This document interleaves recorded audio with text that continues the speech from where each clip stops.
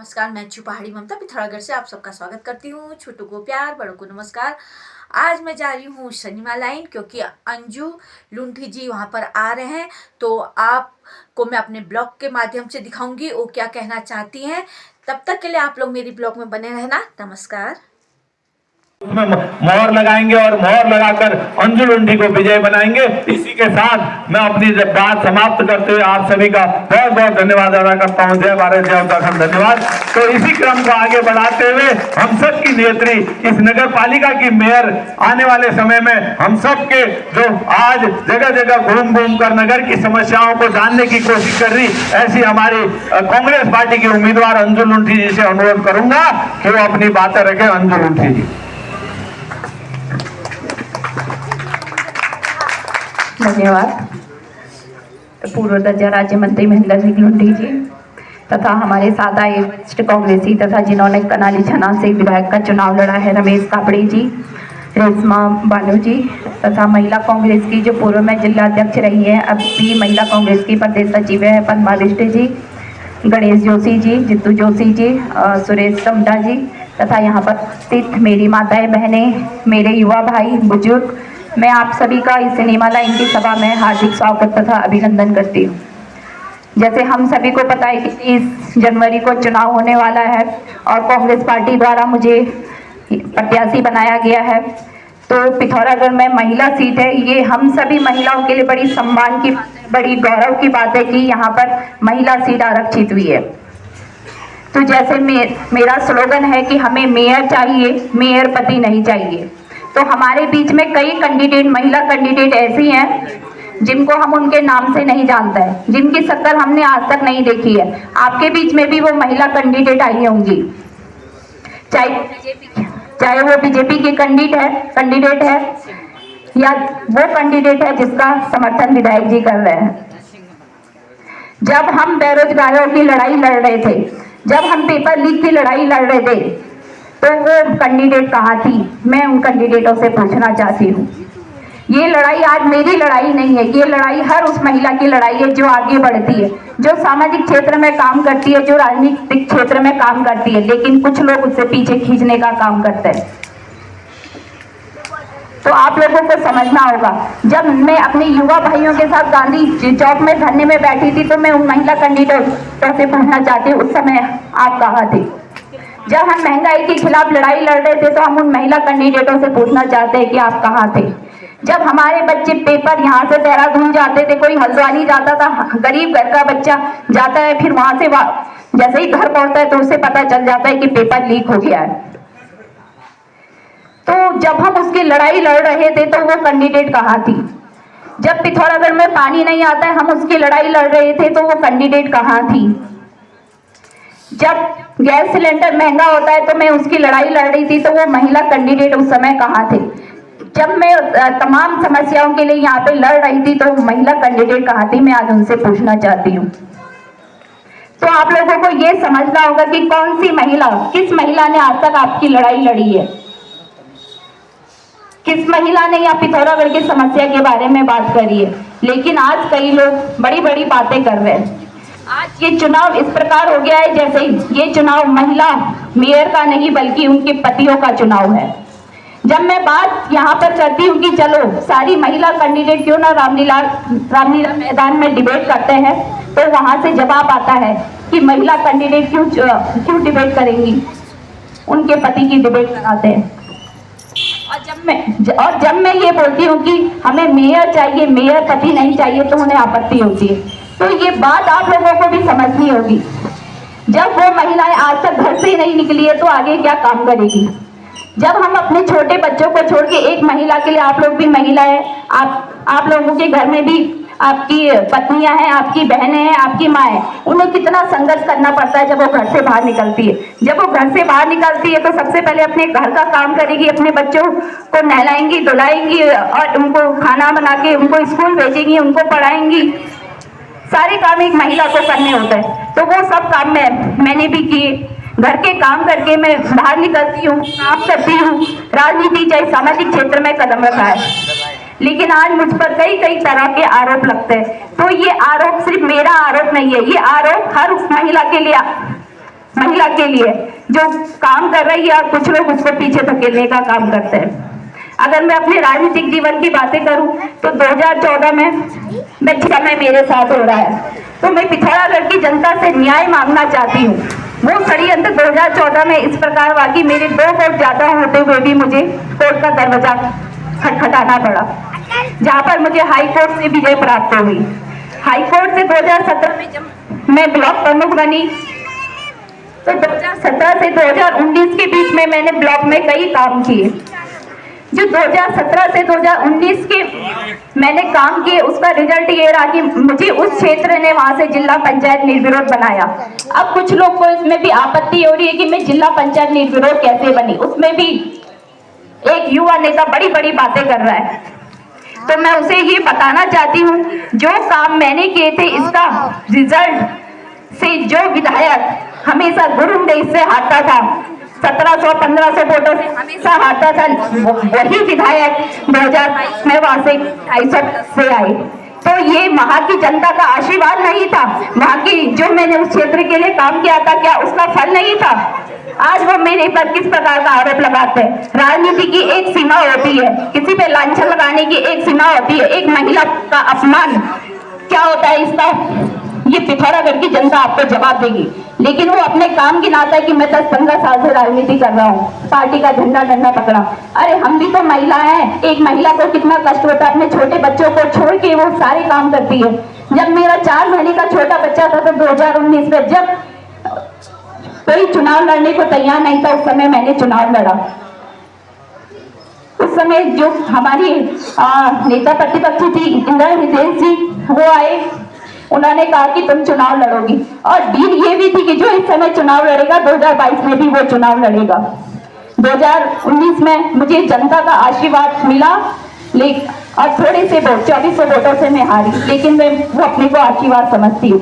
लेकिन जब हम सबको पता था कि 2022 की सीट कांग्रेस के पास आने वाली है, कांग्रेस का अच्छा समय, तो उन्होंने चुनाव लड़ लिया।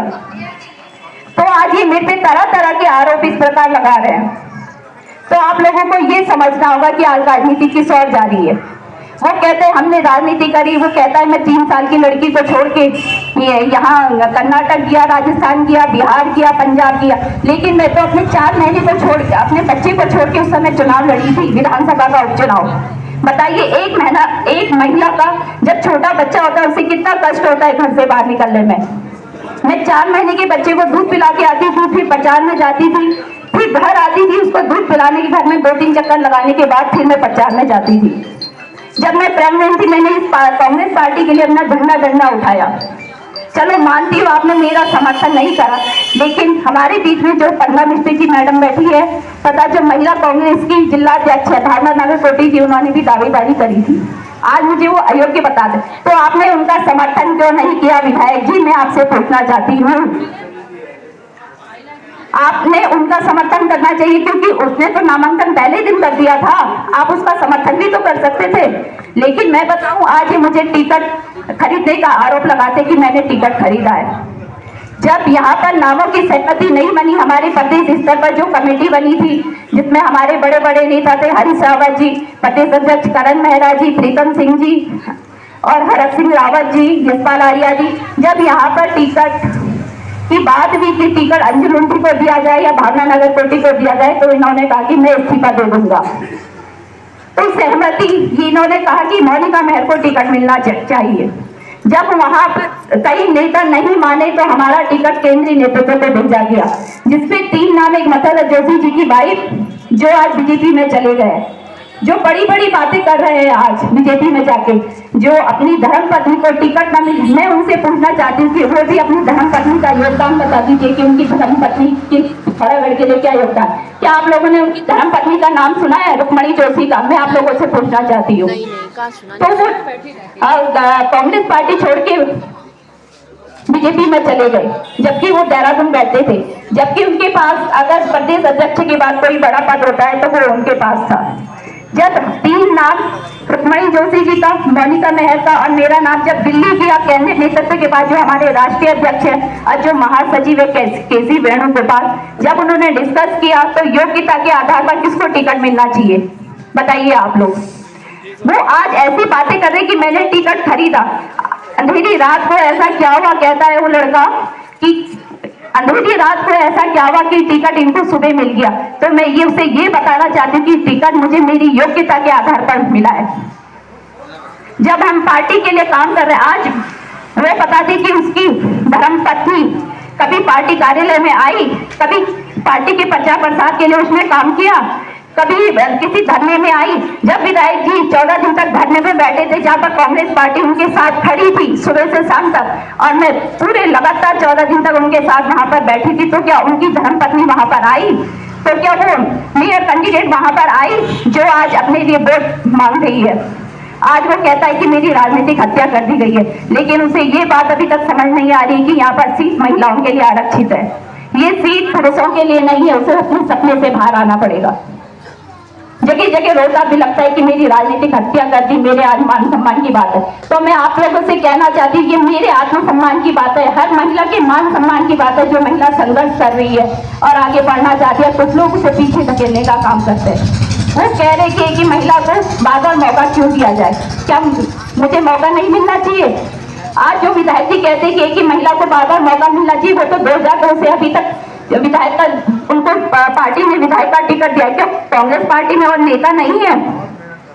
आप बताइए, कांग्रेस पार्टी में कई ऐसे नेता है, कई बड़े नेता है जिसे पार्टी में सेवा चाहती हूँ। और उनका तीसरा ये रहता है कि मैं अपने पति की फोटो क्यों नहीं लगाती? मैं अपने पति की फोटो क्यों लगाऊं? जब मैं खुद में सच में हूं तो मैं अपने पति की फोटो लगाने की आवश्यकता नहीं है। जब हमारे देश की प्रधानमंत्री इंदिरा गांधी जी इस देश की तो चला सकती है, द्रौपदी मुर्मू इस देश की राष्ट्रपति बन सकती है, उन्होंने अपने पतियों की फोटो नहीं लगाई, तो हम क्यों लगाए? हम खुद में सच में है, कुछ नेतृत्व कर सकते हैं। तो आप सभी को ये ध्यान देना है कि आज राजनीति किस ओर जा रही है और ये लोग बड़ी बड़ी बातें करते हैं। अपने पद में भी हमारी सरकार है, जब हम आएंगे तो हम यहाँ पर बजट लाएंगे और काम करेंगे। तो आज हम जब जगह जगह वार्डों में घूम रहे हैं, मोहल्लों में घूम रहे हैं, सिनेमा लाइन में घूम रहे हैं, तो पानी की समस्या नहीं है। पानी की समस्या कितनी है यहाँ बता दीजिए, है या नहीं? यहाँ पानी नहीं आता। जब मैं प्रचार के लिए आई तो मुझसे लोग कहने लगे कि आप फिर वोट मांगने आ गए, फिर आप कांग्रेस का प्रचार करने आ गए। पहले भी आए आप विधायक के लिए वोट मांगने आए, फिर आप आ गए, यहाँ पे पानी नहीं आता है। तो हम उन्हें क्या बताइए? हम जिस विधायक के लिए आपके लिए वोट मांगने आए वो विधायक आज हमारे साथ नहीं है। मैं आप लोगों से ये कहना चाहती हूँ, आप उस विधायक से प्रश्न कीजिए ना, आप उन बीजेपी वालों से प्रश्न कीजिए जिनका डबल इंजन की सरकार है, जो आज बोल रहे कि अगर हम आगे की तो ट्रिपल इंजन की सरकार बनेगी और पिथौरागढ़ में काम होंगे। अभी तक भी तो पिथौरागढ़ में ट्रिपल इंजन की सरकार थी, पिथौरागढ़ में भी तो अभी नगर पालिका का अध्यक्ष बीजेपी का था, तो क्यों नहीं वो काम गई? तो क्यों नहीं हमारे गली वार्डों में रोडों नालियां अच्छी है? क्यों नहीं हमारे रास्तों में गड्ढे हैं? क्यों नहीं हमारी गलियों में लाइट है? क्यों नहीं अभी तक सीवर लाइन बन पाई है? तो ये तमाम ऐसे क्वेश्चन है जो हमारे जनता को जानने होंगे और सोचने होंगे और समझने होंगे। हम पिथौरागढ़ को मिनी कश्मीर कहते हैं, लेकिन पिथौरागढ़ नगर पालिका बने हुए आज इतने वर्ष हो गए और उत्तराखंड बने हुए आज इतने वर्ष हो गए, जो काम हो जाने चाहिए थे वो काम अभी तक नहीं हुए। कैंडिडेट कहती है कि ये घिसे पिटे सवाल है, लेकिन ये घिसे पिटे सवाल नहीं है। ये बड़ा दुर्भाग्य की बात है इस पिथौरागढ़ की जनप्रतिनिधि आते हैं, घोटाला करते हैं, भ्रष्टाचार करते हैं, लेकिन जनता का दुख दर्द नहीं समझते, यहाँ के काम नहीं करते। आज जहाँ हमको इन सभी से आगे बढ़कर पिथौरागढ़ का और विकास करना चाहिए, लेकिन आज हम इसी पे ही अटके हैं। तो मैं आप लोगों से ये विनती करती हूँ कि आप लोग जरूर मेरा साथ देंगे, जिससे हम इस पिथौरागढ़ का विकास करेंगे। हम इन सब ये नलिया, नालियां, रास्ते, सीवर लाइन की व्यवस्था कर इससे आगे और काम करेंगे, जिससे इस पिथौरागढ़ का चहुमुखी विकास होगा। अगर मैं बात करूं, मैं मेयर बनती तो मैं कह रही हूँ कि हमारी जो गरीब जनता है, जो बीपीएल कार्ड वाले हैं, हम उनका टैक्स नहीं करेंगे, तो इसमें क्या गलत है? आप बताइए, तो गलत है इसमें? भवन का, बिजली का कितना टैक्स लिया जाता है? मैं कह रही हूँ कि हम आते हैं तो हम हर वार्ड में अपने बच्चों के लिए लाइब्रेरी खोलेंगे, तो इसमें क्या गलत है? मैं कह रही हूँ कि हम आते हैं तो हम हर वार्ड में जन सुविधा केंद्र खोलेंगे, जिसमें हर महीने आकर हम मीटिंग करेंगे, जो वहाँ की समस्या होगी उसका समाधान करेंगे। मैं कह रही हूँ कि हर वार्ड में शौचालय होंगे, जो हाईटेक शौचालय होंगे, तो ये क्या गलत है? मैं कह रही हूँ हम मेयर बनते हैं तो नगर पालिका में हम महिलाओं के लिए, हमारे युवाओं के लिए कौशल प्रोग्राम चलाएंगे, जिससे हमारी महिलाओं को, युवाओं को रोजगार मिलेगा। तो ये आप लोगों से मैं अपील करती हूँ, ये लड़ाई सिर्फ मेरी लड़ाई नहीं है, ये लड़ाई हर उस युवा की लड़ाई है, हर उस महिला की लड़ाई है जो आगे बढ़ना चाहती है, लेकिन कुछ लोग उसे आगे बढ़ने से रोकना चाहते हैं। मैं फिर कहूंगी, हमें मेयर चाहिए, मेयर पति नहीं चाहिए। आप लोगों ने मेरी बातें सुनी और आप सभी का मैं बहुत बहुत धन्यवाद करूंगी। आप लोग आने वाले 23 जनवरी को हाथ के सामने का बटन दबाकर कांग्रेस पार्टी से मुझे जरूर विजयी बनाएंगे, जिससे हम क्षेत्र अपने इस पिथौरागढ़ को एक स्वच्छ, सुरक्षित और विकसित पिथौरागढ़ बनाएंगे, जिससे हम यहाँ पर पर्यटकों को आकर्षित कर पाए। और पर्यटक अगर आकर्षित होंगे तो हमारे युवाओं को रोजगार मिलेगा, हमारी महिलाओं को रोजगार मिलेगा। और अगर मैं धार्मिक पर्यटन की बात करूं, उल्का देवी मंदिर हो गया, वरदानी देवी मंदिर हो गया, घंटाकरण का मंदिर हो गया, पुरानी बाजार का शिव मंदिर हो गया, छटकेश्वर महादेव हो गया, कामाख्या का मंदिर हो गया, और तमाम ऐसे मंदिर हैं हमारे पिथौरागढ़ में जिनका हम सौंदर्यीकरण कर हम वहाँ पर भी पर्यटकों को आकर्षित करते हैं। अगर देश विदेश से वहाँ पर्यटक आएंगे तो क्या हमारे लोगों को वहाँ पर रोजगार नहीं मिलेगा? मिलेगा ना रोजगार। तो क्यों नहीं हम ऐसे काम कर पाते? बीजेपी की आप देखिए कि आप चंडाल जाते समय फैक्ट्री के पास उन्होंने स्विमिंग पूल बनाया है, आप देखिए उसकी दशा देखिए, हम सबके सामने आज उसकी दशा है। ये लोग इस प्रकार का काम करते हैं। एक पार्किंग बनाई है लक्ष्मी नारायण मंदिर के नीचे, लिंठोरा जाने वाले रास्ते के नीचे, आप लोग बिना सर्वे करके वो पार्किंग बना दीजिए। जो बजट पिथौरागढ़ की जनता के विकास के काम आना था वो बजट उन्होंने वहां पर लगाया। तो आप लोगों को ये समझना है, ये सोचना है कि हमने किसे वोट देना है, कौन आपके लिए काम कर सकता है, कौन आपके दुख दर्द को समझ सकता है। तो मैं आप लोगों से यही अपील करूंगी कि आने वाले 23 जनवरी को हाथ के सामने का बटन दबाकर मुझे अपना आशीर्वाद, हाथ के सामने मोहर लगाकर मुझे अपना आशीर्वाद देंगे, जिससे मैं हमेशा आपके साथ, आपके सुख दुख में खड़ी रहूंगी। आप लोगों ने मेरी बात सुनी, आप लोगों का बहुत